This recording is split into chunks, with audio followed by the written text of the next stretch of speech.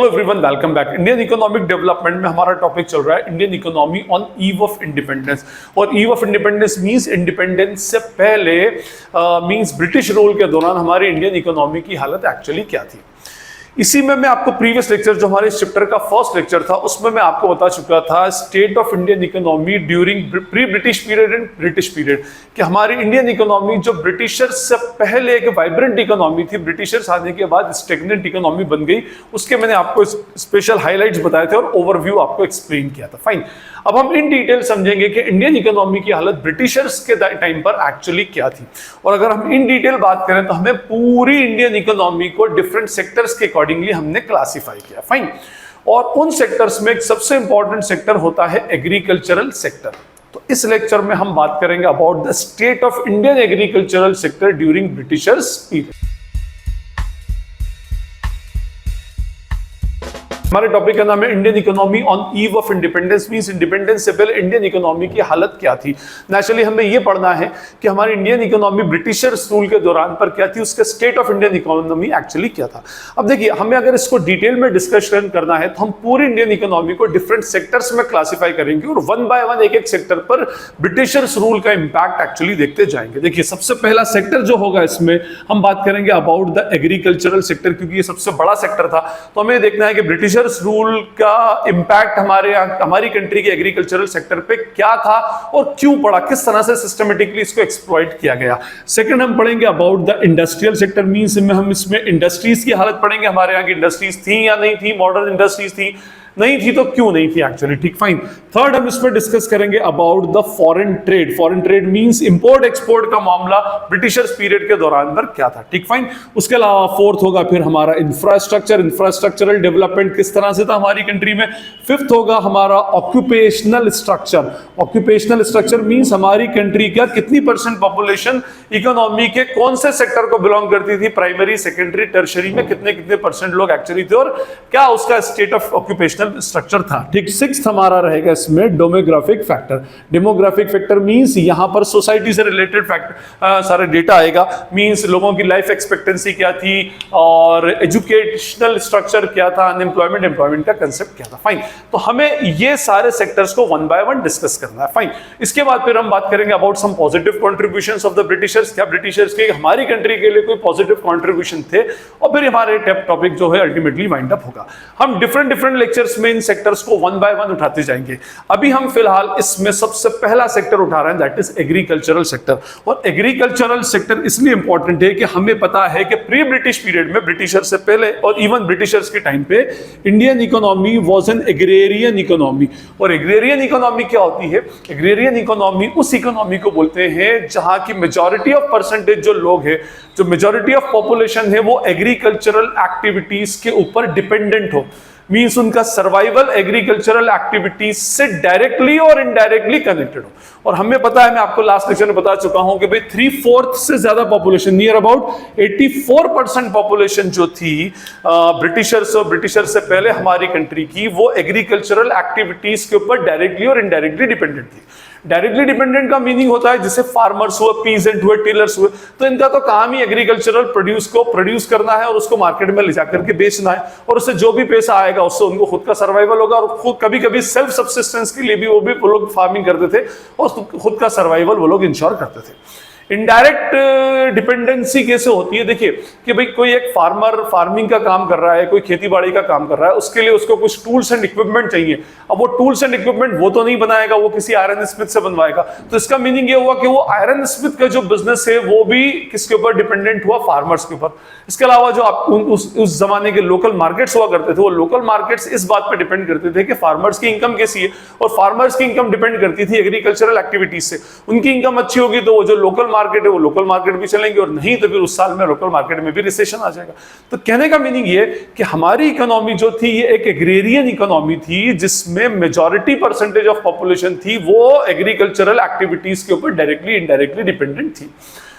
सबसे पहले ब्रिटिशर्स ने इसी एग्रीकल्चरल सेक्टर को सिस्टमेटिकली एक्सप्लॉइट किया।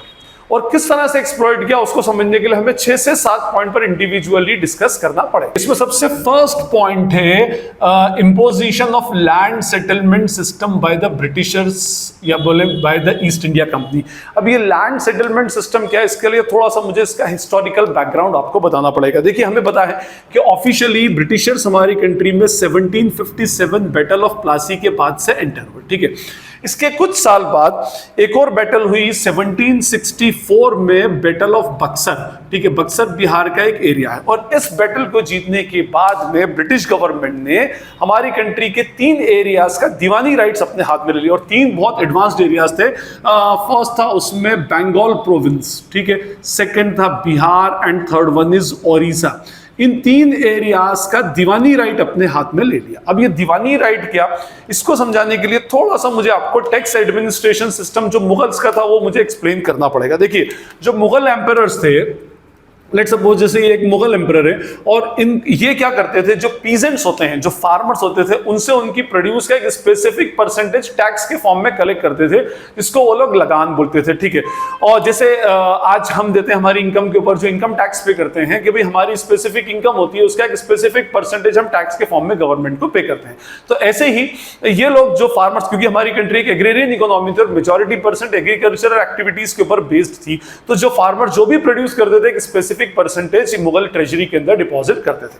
लेकिन ये मुगल्स डायरेक्टली तो कलेक्ट कर नहीं सकते, तो इसके लिए उन्होंने एक एडमिनिस्ट्रेटिव सेटअप बनाया था। वो एडमिनिस्ट्रेटिव सेटअप क्या था, मुगल्स ने जो पूरा उनका किंगडम है जो भी, उसके अंदर अलग अलग दीवान्स अपॉइंट कर दिए थे। लेट्स सपोज D1, D2 और D3 इस तरह से दीवान्स हुआ करते थे, और भी ज्यादा दीवान्स, ठीक है। और इनके हाथ में बड़े बड़े एरियाज दे दिए जाते थे और इनकी रिस्पॉन्सिबिलिटी होती थी इन एरियाज से टैक्स कलेक्ट करके, लगान कलेक्ट करके मुगल ट्रेजरी में डिपॉजिट करना। लेट्स सपोज दीवान 1 के पास में 10 के कंट्रोल में 10 विलेजेस है, दीवान 2 के 25 विलेजेस हैं, इसके उसमें 15 विलेजेस हैं। ऐसे डिफरेंट डिफरेंट विलेजेस हुआ करते थे जहां की टैक्स कलेक्शन की रिस्पॉन्सिबिलिटी इन दीवान्स की थी। अब ये बड़ा एरिया होता था तो दीवान भी क्या करते थे, इनके अंडर में फिर जमींदार अपॉइंट करते थे विलेज के अकॉर्डिंग। जैसे मान लें इसके अंडर में 10 विलेज है तो ये क्या करेगा, Z1, Z2, Z3 इस तरह से Z10 10 जमींदार अलग अलग गांव के अंदर अलग अलग विलेज में अपॉइंट कर देगा। अब ये याद रखिएगा कि ये जमींदार उस टाइम सिर्फ टैक्स कलेक्टर्स हुआ करते थे। टैक्स कलेक्टर्स मींस जो पीजेंट्स होते थे, वो पीजेंट्स मींस फार्मर्स, वो फार्मर जो भी उनकी खेत में जो एग्रीकल्चरल प्रोड्यूस होता था उसका एक स्पेसिफिक परसेंटेज इन जमींदार्स को देते थे, बाकी का अपने पास रखते थे। जमींदार्स उसमें से कुछ परसेंटेज अपना निकाल करके दीवान को डिपॉजिट करता था और दीवान ले जाकर उसको गवर्नमेंट की ट्रेजरी में डिपॉजिट कर देता था। तो ये पूरा का पूरा एडमिनिस्ट्रेटिव सेटअप था, टैक्स एडमिनिस्ट्रेटिव सेटअप। पीजेंट जमींदार को देंगे, जमींदार अपना प्रोपोर्शन निकालकर मेजॉरिटी परसेंटेज किसको देगा, दीवान्स को, दीवान्स उठा करके किसको दे देंगे, मुगल्स को, ठीक है। बैटल ऑफ बक्सर के बाद में ब्रिटिशर्स ने दीवानी राइट्स लिए। दीवानी राइट्स इसलिए क्योंकि उनका मोटिव रेवेन्यू कलेक्शन था। अब देखिए जो टैक्स कलेक्ट कर रहे थे वो टैक्स किसके पास जा रहा था, ब्रिटिशर्स के पास। और ये दीवान्स जो थे, जो ब्रिटिशर्स थे, ये आगे मुगल ट्रेजरी के अंदर टैक्स डिपॉजिट नहीं करते थे। मींस पूरा का पूरा टैक्स किसके पास जा रहा है, ब्रिटिश ईस्ट इंडिया कंपनी के पास। अब ब्रिटिश ईस्ट इंडिया कंपनी हमारी ही कंट्री से टैक्स कलेक्ट करती, हमसे ही रेवेन्यू जनरेट करती, उससे हमारे यहीं पर ही रॉ मटेरियल परचेस करती और वो रॉ मटेरियल उठा करके फिर ब्रिटेन में पहुंचाती और वहां से फिनिश गुड्स बनकर आता, फिर हमारी कंट्री में बिकता। एनीवे वो लंबी कहानी हम दूसरे लेक्चर में उसको डिस्कस करेंगे। फाइन। तो दीवानी राइट्स लेने से क्या हुआ कि जितने भी उस स्पेसिफिक ये जो 3 एरियाज है इनके टैक्स कलेक्शन जो था पूरा का पूरा ब्रिटिशर्स के हाथ में जाने लगा, ठीक है। और सेटअप वही रहा, जमींदार कलेक्ट करते थे और जमींदार कलेक्ट करके को देते थे, ब्रिटिशर्स को देते थे इन फॉर्म ऑफ लगान। फाइन। लेकिन एक प्रॉब्लम यहां पर होती है कि भाई हमें मालूम था कि state of Indian agriculture traditional method से हम सारी फार्मिंग करते थे। तो कभी बहुत ज्यादा बारिश हो रही है तो फसल खराब हो गई, कभी ड्रॉट हो गया तो फसल खराब हो रही, कभी सूखा पड़ गया, फेमाइन आ गया तो फसल खराब हो गई। तो इसकी वजह से यहां से जो टैक्स कलेक्ट था, जो लगान कलेक्शन था, वो एक कांस्टेंट वैल्यू नहीं थी और वो रेवेन्यू, एक प्रॉपर रेवेन्यू ब्रिटिशर्स को जनरेट नहीं हो पा रही थी। तो ब्रिटिशर्स ने इसके ऊपर वर्क के फिर एक इजारेदारी सिस्टम आया और दूसरे सिस्टम्स भी आए और फाइनली 1794 में लॉर्ड कॉर्नवालिस नाम का एक बंदा था, इसने एक परमानेंट सेटलमेंट सिस्टम इंट्रोड्यूस किया और इस परमानेंट सेटलमेंट सिस्टम में इसने कुछ नए नए चेंजेस दिए। इस सिस्टम के अंदर उसने सबसे पहली चीज क्या की, उसने कहा कि भाई जो भी जमींदार हैं उन जमींदार को टैक्स कलेक्टर के स्टेटस से हटा करके लैंड का ओनर बना दिया गया। उनको बोला गया कि भाई जिस भी गांव के आप जमींदार हैं वहां की पूरी लैंड के अब आप ओनर हैं, और पीजेंट्स जो कल तक लैंड के ओनर थे वो अब पीजेंट्स उसके ऊपर सिर्फ मजदूर की तरह मजदूरी करते थे। बाकी काम वैसे ही था, पीजेंट्स उस लैंड के ऊपर से जो भी फसल उगाते उस फसल का एक स्पेसिफिक परसेंटेज जमींदार को देते, और जमींदार किसको देता, मुगल को देता। लेकिन यहां पर परमानेंट सेटलमेंट के अंदर उन्होंने कहा कि जमींदार जो ब्रिटिश गवर्नमेंट जो ब्रिटिशर्स को ईस्ट इंडिया कंपनी को जो टैक्स देंगे लगान के फॉर्म में, वो एक फिक्स अमाउंट होगा या फिक्स परसेंटेज होगा। ये 1/11 और 10/11 का उनका प्रोपोर्शन हुआ करता था। अब क्या होता कि जमींदार पीजेंट से टैक्स कलेक्ट करता, 1/11 मींस कुछ प्रोपोर्शन अपने पास रखता और बाकी का 10/11 ब्रिटिशर्स को पहुंचा देता। और ब्रिटिशर्स ने इसकी रेट थोड़ी सी हाई फिक्स करके रखी थी। दूसरी बात, जमींदार को भी ब्रिटिशर्स ने वार्न करके रखा था कि भाई देखिए, अगर आपने अपनी जमींदारी जो कंट्रोल है वो प्रॉपरली सही से नहीं निभाया तो कल से आपसे जमींदारी छीन ली जाएगी और आपकी जगह कोई दूसरा जमींदार अपॉइंट कर दिया जाएगा। जमींदारी छीनने का मतलब था आपके हाथ से ओनरशिप ऑफ लैंड चली जाना।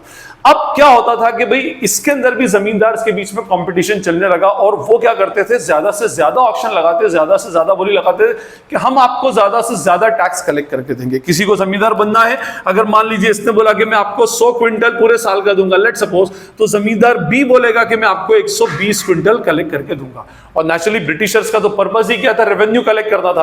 तो वो जमींदार ए के बजाय जमींदार बी को प्रायोरिटी देते, प्रेफरेंस देते, और जमींदार बी को उसका वहां का उस एरिया का जमींदार अपॉइंट कर देते। फाइन। अब प्रॉब्लम ये थी कि भाई इतना हाई आपने टैक्स उनको बता दिया, लेकिन प्रॉब्लम तो वही थी कि भाई एग्रीकल्चरल प्रोड्यूस कभी कम कभी ज्यादा, और जब 120 क्विंटल बोल दिया तो ये उसको क्या करना है, ब्रिटिशर्स को देना ही देना है। किसी साल में अगर प्रोड्यूस कम आया तो उसका इंपैक्ट जमींदार पे ना पड़ते, वो सीधे उसका जो बर्डन था वो पीजेंट्स के ऊपर डालता था। होता ये था कि अगर कम प्रोड्यूस आई तो पीजेंट के पास अपने रखने के लिए अपने पास एग्रीकल्चर प्रोड्यूस कम बचता था, और जमींदार बाकी का सारा कलेक्ट करके ले जाता और जो इनको देना था वो देता और अपना शेयर इसके अंदर से एक्चुअली निकाल लेता। ये बड़ी प्रॉब्लम एक्चुअली वहां पर आ गई। ये हमारा लैंड सेटलमेंट सिस्टम था। इस वजह से क्या हुआ कि हमारे यहाँ के जो पीजेंट्स थे वो फ्लरिश नहीं कर पाए, वो नरिश नहीं हो पाए, फिजिकली भी वीक रह गए, और दूसरी भाई जिनको खाने को नहीं मिलता, बेचारे कम अनाज के अंदर काम चलाते उसके अंदर, तो फिजिकली भी वीक रहते, और क्योंकि लैंड भी उनके पास नहीं थी तो वो उनका तो सिर्फ एक मजदूरी की तरह काम करता था। इस वजह से क्या हुआ कि हमारी कंट्री के अंदर बहुत सारे फिर बाद में फेमाइन्स आए और बहुत सूखा भी पड़ा। अल्टीमेटली ये सारी चीजें उसके अंदर हुई। तो एक सबसे पहला जो एक्सप्लॉइटेटिव सिस्टम जो था ब्रिटिशर्स का था वो लैंड सेटलमेंट सिस्टम, और उस लैंड सेटलमेंट सिस्टम के अंदर कौन सा, जमींदारी सिस्टम। अच्छा एक बात और, जमींदारी सिस्टम के बाद और भी, क्योंकि ये जमींदारी सिस्टम बाद में फेल हो गया, तो इस जमींदारी सिस्टम के बाद में और भी सिस्टम्स आए, जैसे एक रयातवारी सिस्टम था।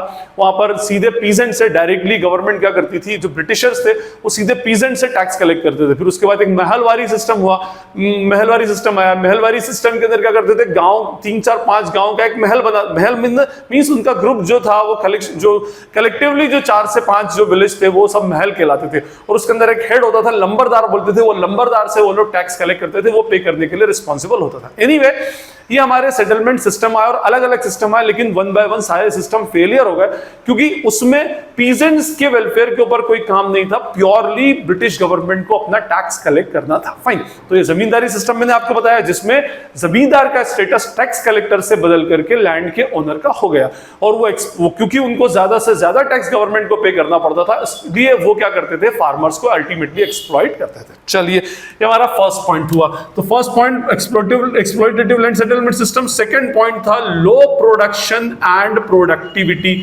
ठीक है, उस जमाने में प्रोडक्शन भी कम था और प्रोडक्टिविटी भी कम थी। अब क्या डिफरेंस है सर प्रोडक्शन और प्रोडक्टिविटी में, ये तो समझाइए। तो देखिए, इसके अंदर प्रोडक्शन मान लीजिए कि एक मिस्टर ए है और उसके पास 10 एकड़ का फार्म है, ठीक है, या 10 हेक्टेयर है, जो भी आप उसके अंदर ले लें, अभी समझाने के लिए बता रहा हूं उसमें। और एक मिस्टर बी है, उसके पास इसी का है 5 एकड़ का फार्म है, ठीक है। अब इसने एक स्पेसिफिक ईयर में 10 एकड़ के ऊपर 500 क्विंटल वीट उगाया, ठीक है, तो ये कहलाएगा प्रोडक्शन। इसने 300 उगाया तो ये कहलाएगा इसका production. Production by A is 500 quintals, production by B is 300 quintals. अगर हम इनको कंपैरेटिव टर्म में देखें तो यहां पर 500 quintal is greater than 300 quintal, लेकिन इसके पास लैंड भी तो ज्यादा है। अब जब आप इस प्रोडक्शन को पर हेक्टेयर या पर एकड़ निकालोगे तो that is called as productivity. क्या करा इसने, 500 क्विंटल 10 एकड़ में उगाया, मींस पर एकड़ इसकी प्रोडक्टिविटी थी 50 क्विंटल्स। और इसने 300 क्विंटल 5 एकर्स में उगाया तो इसकी थी 60 क्विंटल्स पर एकड़ या पर हेक्टेयर। तो पर हेक्टेयर जो प्रोडक्शन होता है that is called as what, productivity. अब हमारे साथ मैंने आपको क्या बताया कि हमारी कंट्री में सबसे बड़ी प्रॉब्लम क्या थी कि लैक ऑफ रिसोर्सेस थे, और लैक ऑफ रिसोर्सेस की वजह से ज्यादा इनोवेटिव आइडियाज वो लोग हमारे एग्रीकल्चरल सेक्टर के अंदर नहीं लगा पाते थे। पीजेंट्स की हालत पहले ही खराब थी लैंड सेटलमेंट सिस्टम की वजह से, तो उनकी प्रोडक्टिविटी कम होती जा रही थी। अच्छा, ब्रिटिशर्स ने जमींदार्स को कुछ राइट्स देके रखे थे कि भाई आप जो इनसे टैक्स कलेक्ट करते हैं, जो आप अपना प्रोपोर्शन रखते हैं 1/11, इसका कुछ परसेंटेज आप क्या करोगे, इसी एग्रीकल्चरल प्रोड्यूस के बेटरमेंट और डेवलपमेंट और इनोवेटिव आइडियाज के ऊपर लगाओगे, मींस उसको अच्छा करने के लिए आप और उसके ऊपर इन्वेस्टमेंट करोगे। लेकिन जमींदार क्या करते थे, उसके अंदर कोई भी इन्वेस्टमेंट नहीं करते थे। दूसरी बात, जमींदार बहुत सारे ऐसे थे जिन्होंने अच्छा कमाने लगे तो उन्होंने विलेज से बाहर जाकर छोटे मोटे टाउन के अंदर घर ले लिया, तो उनका जो डायरेक्ट कनेक्टिविटी थी फार्मर से वो खत्म हो गई। उनका काम सिर्फ ये था कि वो फार्मर से, पीजेंट से टैक्स कलेक्ट करना और गवर्नमेंट को देना। तो जब उसके ऊपर कोई रिसोर्स नहीं था, हमारे पास कोई इंफ्रास्ट्रक्चर नहीं था, कोई इनोवेटिव आइडियाज नहीं थे, कोई टेक्नोलॉजी उस जमाने के हिसाब से नहीं थी, तो हमारी कंट्री में जो प्रोडक्शन था वो भी लो था और प्रोडक्टिविटी भी अल्टीमेटली लो हो गई। ऊपर एक टेबल आ रहा होगा, वहां पर देख सकते हैं कि भाई किस तरह से प्रोडक्शन था उस जमाने में और फिर उसके बाद में के उसमें प्रोडक्शन और प्रोडक्टिविटी का कंपैरिजन एक्चुअली उसके अंदर दे रखा है। फाइन, तो ये है हमारा low production and productivity second point. ठीक है, उसके बाद इसमें थर्ड पॉइंट जो था दैट इज व्हाट, इसने बहुत नुकसान पहुंचाया हमारी कंट्री में, that is what, commercialisation of crops या कमर्शियलाइजेशन ऑफ एग्रीकल्चर। अभी कमर्शियलाइजेशन में कॉमर्स वर्ड निकलता है। कमर्शियलाइजेशन का मीनिंग, उससे पहले मैं आपको बताऊं, क्रॉप्स दो टाइप की होती हैं। फर्स्ट इज द क्या बोलते हैं उसको, फूड क्रॉप, ठीक है, और सेकंड होती है कैश क्रॉप। अब ये फूड क्रॉप्स होती हैं जस्ट लाइक व्हाट, व्हीट हुआ, राइस हुआ, तो ये सारी की सारी फूड क्रॉप्स है जो सब्सिस्टेंस के काम में आती है, मीन सर्वाइवल के, खाने के काम में, कंजम्पशन के काम में आती है। और इंडिया में उस टाइम पर फूड क्रॉप बहुत अबेंडेंट हुआ करती थी, बहुत ज्यादा हुआ करती थी, मेजॉरिटी जो क्रॉप्स थी वो फूड क्रॉप्स ही हुआ करती थी। फाइन, लेकिन ब्रिटिशर्स ने, मैंने क्या कहा, उनका इंटेंशन यहां से सिर्फ इकोनॉमिक बेनिफिट्स उठाना थे, और ये जो कंट्रोल किया गया वो इकोनॉमिक बेनिफिट्स के लिए ही किया गया। आप देखिए, मैंने आपको बताया कि अराउंड 1757 के अराउंड ब्रिटिशर्स यहां पर आए, तो ये वो पीरियड है 1757 1760 का, जब ब्रिटेन में इंडस्ट्रियल रिवॉल्यूशन स्टार्ट हुआ। इंडस्ट्रियल रिवॉल्यूशन के अंदर क्या हुआ था, नई नई इंडस्ट्रीज ब्रिटेन के अंदर सेटअप होना स्टार्ट हो गई, हेवी मशीन्स लगी, मॉडर्न टेक्नोलॉजी के साथ मशीन्स लगना स्टार्ट हुई, बड़ी बड़ी इंडस्ट्रीज बनना स्टार्ट हो गई। अब इंडस्ट्रीज तो आपने बना ली, रॉ मटेरियल कहां से लाएंगे उसके अंदर, तो रॉ मटेरियल के लिए ब्रिटिशर्स ब्रिटिश कॉलोनीज बनाने लगे। इंडिया को भी उन्होंने ब्रिटिश कॉलोनी बनाया था। उनका प्राइमरी और मेजर जो मोटिव था वो यहां से इकोनॉमिक बेनिफिट्स डिराइव करना था, जब भी हमारी पूरी पूरी कंट्री को खोखला करके चलेगा। देखिए, तो इंडस्ट्रियल रिवॉल्यूशन के अंदर उनको रॉ मटेरियल की रिक्वायरमेंट थी। अब रॉ मटेरियल क्या, कपड़ा बनाना है तो कॉटन चाहिए, ठीक है, कपड़े रंगने हैं तो उनको इंडिगो चाहिए, टी मैन्युफैक्चरिंग करनी, कॉफी मैन्युफैक्चरिंग करनी, कहां मिलेगा, बोले इंडिया के अंदर, वहां पर एग्रीकल्चरल प्रोड्यूस ज्यादा होता है। लेकिन इंडिया के लोग ज्यादातर फूड क्रॉप्स उगाते थे, कैश क्रॉप को उगाता नहीं था। तो उन्होंने ये कहा फार्मर्स को कि देखो, आप जो फूड क्रॉप में जितना इंसेंटिव आपको मिलता है उससे ज्यादा इंसेंटिव हम आपको कैश क्रॉप के अंदर देंगे। जैसे कुछ भी अगर मान लें कि यहां से अगर आपको 100 रुपए मिलते हैं तो हम यहां से आपको 120 रुपए देंगे। Cash crop just like what, cotton एक कैश क्रॉप है, ठीक है, टी एक कैश क्रॉप है, कॉफी एक कैश क्रॉप है, और मैंने अभी आपको बताया इंडिगो। इंडिगो किस लिए काम आता है, कलर के, कपड़े की डाइंग के अंदर, कपड़े को रंगने के काम में आता था, तो इंडिगो एक कैश क्रॉप है। तो उन्होंने जब फूड क्रॉप की बजाय कैश क्रॉप में ज्यादा इंसेंटिव का लालच दिया, तो नेचुरली आप और मैं, कोई भी हो बंदा, हमेशा ज्यादा रेवेन्यू की तरफ जाएगा। रैशनल प्रोड्यूसर, रैशनल कंज्यूमर है तो वो ज्यादा की तरफ जाता है। तो बहुत सारे फार्मर्स, बहुत सारे पीजेंट्स ऐसे थे जिन्होंने कैश क्रॉप की फार्मिंग छोड़कर फूड क्रॉप की तरफ आ गए, फूड क्रॉप की फार्मिंग छोड़कर कैश क्रॉप की तरफ आ गए। तो अब हुआ क्या, इस वजह से जो फूड क्रॉप था उसकी शॉर्टेज हमारी कंट्री में होना स्टार्ट हो गई, और क्योंकि वो कैश क्रॉप उगाते और ब्रिटिशर्स उनसे वो अच्छे पैसे के अंदर परचेस करते और फिर ले जाकर उसको अपनी कंट्री के अंदर रॉ मटेरियल के फॉर्म में यूज करते। तो जो पीजेंट्स का लालच था, लालच क्या बोले, वो तो कोई भी बंदा होगा तो वो ज्यादा इंसेंटिव्स के बदले में ही काम करेगा, तो वो कैश क्रॉप उगाने लगे। इसके बढ़ने की वजह से फूड क्रॉप का प्रोडक्शन हमारी कंट्री में कम हो गया, और इतना कम हो गया कि भाई हमारे अपने सब्सिस्टेंस के लिए, हमारे अपने सर्वाइवल के लिए फूड क्रॉप नहीं बचने लगी, और इस वजह से हमारी कंट्री के अंदर फेमाइंस, जो भुखमरी थी, वो सूखा और भुखमरी, ये बहुत सारे हमारी कंट्री के अंदर आए। तो एक हमारी कंट्री में जो एग्रीकल्चरल सेक्टर का डिस्ट्रक्शन किया गया, वो किससे किया गया? कमर्शियलाइजेशन ऑफ एग्रीकल्चर से किया गया, कि कल तक जो आप फूड क्रॉप उगाते थे, आज से आप कैश क्रॉप उगाओ, हम आपको कंपैरेटिवली ज्यादा इंसेंटिव देंगे as compare to the food crop. तो ये हमारा थर्ड पॉइंट था, जो कह रहा है हमारा commercialisation of agriculture. Fourth point है हमारा lack of investment. Lack of investment का, देखिए कोई भी बिजनेस होगा वो फ्लरिश और नरिश तभी होगा जब उसके अंदर आप फर्दर इन्वेस्टमेंट करते जाए। आपने एक बिजनेस स्टार्ट किया, छोटे लेवल पर स्टार्ट किया, जैसे जैसे आपका बिजनेस बढ़ता है तो आप उसमें फर्दर इन्वेस्टमेंट करते हो, नए नए इनोवेटिव आइडियाज उसके अंदर लेकर आते हैं, ठीक है। अब यहां पर लैक ऑफ इन्वेस्टमेंट का मीनिंग होता है कि एग्रीकल्चरल सेक्टर के अंदर कोई इन्वेस्टमेंट एक्चुअली नहीं हो रहा था। मैंने उसका रीजन अभी आपको बताया कि जमींदार जो थे, ब्रिटिशर्स को भी हमसे कोई मतलब नहीं था, जमींदार जो एक्चुअली थे, जमींदार का ये पर्पस था कि भाई मैं ज्यादा से ज्यादा टैक्स कलेक्ट करके ब्रिटिश गवर्नमेंट को दूं और मैं अपने पास भी ज्यादा से ज्यादा रखूं। और जब ब्रिटिशर्स ने उनसे कहा कि भाई आपको कुछ पैसा इसमें इन्वेस्ट करना पड़ेगा इनके इंप्रूवमेंट ऑफ एग्रीकल्चरल सेक्टर के लिए, तो वो उसके अंदर नहीं करते थे, और जाकर के जब बहुत ज्यादा कमाने लगे तो उन्होंने अपनी अपनी हवेलियां जो थी आसपास के टाउन्स में, जो उस विलेज से थोड़ा सा दूर पर थे, वहां जाकर बना ली।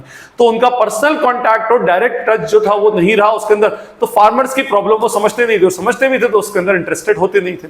तो इस वजह से क्या हुआ, बहुत सारी चीजें, जैसे इसके अंदर डीसैलिनेशन। अब डीसैलिनेशन का मीनिंग होता है जो सॉल्ट, जो सी वाटर से सॉल्ट को पानी से अलग करना, that is called as what, desalination. उसके अलावा फ्लड कंट्रोल था और सॉइल इरोजन था। इनको कंट्रोल करने के लिए कोई भी टेक्नोलॉजी एक्चुअली नहीं लगाई गई, और जब इस वजह से क्या होता था, हमारा बहुत सारा एग्रीकल्चरल प्रोड्यूस नेचुरल कैलेमिटीज के भेंट चढ़ जाता था। मींस नेचुरल कैलेमिटीज होने की वजह से बहुत सारा हमको लॉसेस होने लगे, तो हमारे पास एक लैक ऑफ इन्वेस्टमेंट भी था, ठीक है। उसके बाद फोर्थ था स्मॉल एंड फ्रेगमेंट होल्डिंग, ठीक है। ये फिफ्थ होता है small and fragment land holdings. अब लैंड होल्डिंग्स का मतलब होता है, जो लैंड होल्डिंग्स थी वो बहुत छोटी छोटी हुआ करती थी और फ्रेगमेंटेड हुआ करती थी। जैसे ये मिस्टर ए है, मिस्टर बी है, मिस्टर सी है, तीन अलग अलग पीजेंट्स हैं और इनके पास बहुत छोटी छोटी जमीनें हैं। अब छोटी छोटी जमीनें होने की वजह से वो उतने ही एरिया के अंदर एग्रीकल्चरल एक्टिविटीज परफॉर्म करते थे। अब जैसे मिस्टर ए मान लो यहाँ पर वीट उगा रहा है, मिस्टर बी कुछ और उगा रहा है, मिस्टर सी फिर वीट उगा रहा है, तो अब ये दो फ्रेगमेंटेड लैंडिंग के होल्डिंग्स के ऊपर अलग अलग जगह पर आप वीट उगाओगे तो उसके अंदर प्रोडक्टिविटी एक्चुअली कम हो जाती है, प्रोडक्शन भी कम हो जाता है, प्रोडक्टिविटी भी कम हो जाती है। बीच में दूसरी कोई फसल आ गई, अगर ये लैंड पूरी अपने आप में एक होती, जैसे अगर हम बात करें कि पूरे एक 10 एकड़ के ऊपर वीट उगाया जाता और 10 एकड़ को 4 पार्ट्स में कर दिया, उसमें 3 अलग अलग लोग उगा रहे हैं और एक कुछ और उगा रहा है, तो जो फ्रेगमेंट करने के बाद में और स्मॉल लैंड होल्डिंग्स के अंदर कंपैरेटिवली प्रोडक्टिविटी कंपैरेटिवली कम होती है। तो उस जमाने में एक बड़ी प्रॉब्लम ये थी कि स्मॉल और फ्रेगमेंटेड लैंड होल्डिंग होने की वजह से हमारे यहाँ पर प्रोडक्शन और प्रोडक्टिविटी अल्टीमेटली दोनों रिड्यूस हो गई। 6 पॉइंट है हमारा सब्सिस्टेंस आउटलुक। सब्सिस्टेंस आउटलुक का मतलब होता है फार्मिंग फॉर सेल्फ कंजम्पशन। देखिए किसान इतने ज्यादा परेशान हो चुके थे कि उनको सिर्फ एक ही पर्पस होता था कि हम जो एग्रीकल्चरल एक्टिविटीज कर रहे हैं इससे जो भी प्रोड्यूस आए वो हमारे सेल्फ कंजम्पशन के लिए सफिशिएंट हो, उससे ज्यादा पर वो काम करना ही नहीं चाहते थे। मींस उनका मार्केटिंग और कमर्शियल कोई मोटिव या ऑब्जेक्टिव उसके ऊपर नहीं होता था। उनका सिर्फ एक ही पर्पस था कि भाई जो भी हम एग्रीकल्चर प्रोड्यूस उगा रहे हैं इससे बस हमारा सर्वाइवल अल्टीमेटली चलना चाहिए। और ये जो एक मेंटालिटी है, जो एक साइकोलॉजी थी, इसने भी हमारी एग्रीकल्चरल सेक्टर का बहुत ज्यादा लॉस किया, ठीक फाइन। उसके बाद एक 7 पॉइंट होता है गैप बिटवीन या gulf between owners and tillers. Owners and tillers का मैंने अभी आपको मीनिंग बताया कि जमींदारी सिस्टम से जमींदार उसके ओनर बन गए थे और टिलर्स जो पीजेंट्स थे वो बेचारे एक मजदूर बन के रह गए थे, और दोनों के बीच में गल्फ मींस बहुत ज्यादा गैप हो गई थी। और वो गैप होने की वजह से मैंने आपको बताया गैप का एक रीजन क्या था कि बहुत सारे जमींदार ने अपनी लोकेशन चेंज कर ली थी। वो ओनर तो थे लैंड के, लेकिन अल्टीमेटली कहां रहते थे, वो जाकर के आसपास के टाउन में रहते, तो इससे गैप बन गई, और गैप बनने की वजह से जो टिलर्स की जो प्रॉब्लम्स थी वो जमींदार और जो उसके ओनर्स हुआ करते थे वो ओनर्स नहीं समझ पाते थे। तो जब वो समझते नहीं थे तो उनका एक ही पर्पस था कि भाई इनसे किसी भी तरह से ज्यादा रेवेन्यू कलेक्ट किया जाए और रेवेन्यू कलेक्ट करके ब्रिटिशर्स को दिया जाए। और ब्रिटिशर्स भी अल्टीमेटली, क्योंकि उनकी अपनी कंट्री थी नहीं, तो वो इसके अंदर इंटरेस्टेड थे भी नहीं, उनका इकोनॉमिक और मॉनेटरी बेनिफिट्स उनका परसीव हो रहा था, तो वो उसी में ज्यादा अल्टीमेटली इंटरेस्टेड थे। फाइन, तो ये हमारा state of agricultural sector during Britishers period था कि कौन कौन से ऐसे पॉइंट्स और कौन कौन सी ऐसी पॉलिसीज थी जिसने हमारी कंट्री के एग्रीकल्चरल सेक्टर को सिस्टमेटिकली एक्सप्लॉइट कर दिया। उसमें सबसे बड़ा था लैंड सेटलमेंट, उसके अलावा कमर्शियलाइजेशन ऑफ एग्रीकल्चर और कमर्शियलाइजेशन ऑफ क्रॉप, ये दो बहुत इंपॉर्टेंट थे। फिर उसके अलावा lack of investment, small and fragmented land holding, subsistence outlook, और फिर gulf between owners and tillers. I hope आपको ये क्लियर होगा। स्टिल अगर कोई क्वेरी डाउट लगे तो आप नीचे कमेंट सेक्शन में मुझे लिख सकते हैं। This is Najeeb Hashmi signing off from Najeeb Hashmi's Commerce Academy. Thank you.